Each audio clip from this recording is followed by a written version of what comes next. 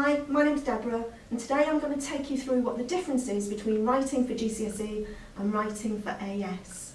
This links directly to assessment objective number 1, where you are measured on your academic writing style, the accuracy and frequency with which you use terminology, and the way you link your points and examples to the intention of the writer in terms of purpose and audience, but also the way in which that's linked to the context in which this is written. Both of these extracts I'm going to show you are from an analysis linked to a particular text called Separate Tracks. Here we've got an analysis by a GCSE student.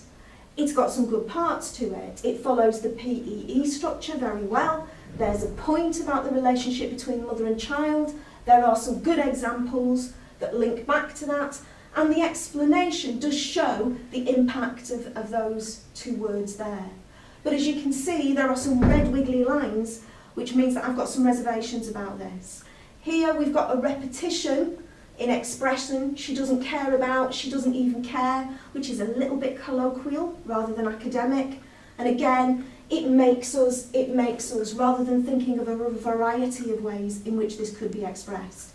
If I move over to this board, here we've got an AS student's response to the same extract.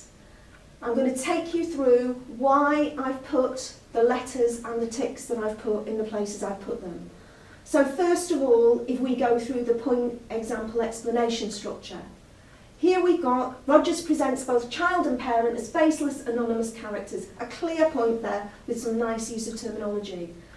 This is achieved by the inclusion of the noun phrases a baby, a girl, in which the indefinite article creates an impersonal atmosphere. So we've got tick for terminology here and here, because that's an accurate use of terminology, and the example links both back to that first term, a noun phrase, but is then explained further in that next term, indefinite article.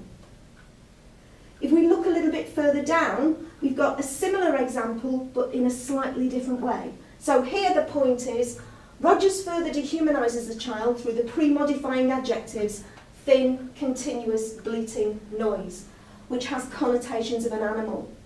We've got the point, we've got the ticks for terminology, and a little tip here, if you identify for the examiner with underlining the particular term or feature that you've pointed out, it makes it easier for them to know that you know what you're talking about.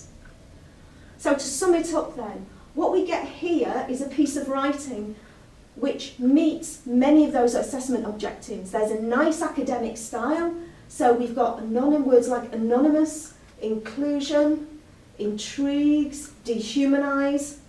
We've also got accurate and frequent use of terminology, tick for terminology all the way through, and the points and the examples are clearly linked to the writer's intentions in terms of purpose and audience. So it would get, I would say, coming round about the bottom of band 4, which is on that cusp between a grade B and a grade A. I hope you found that helpful.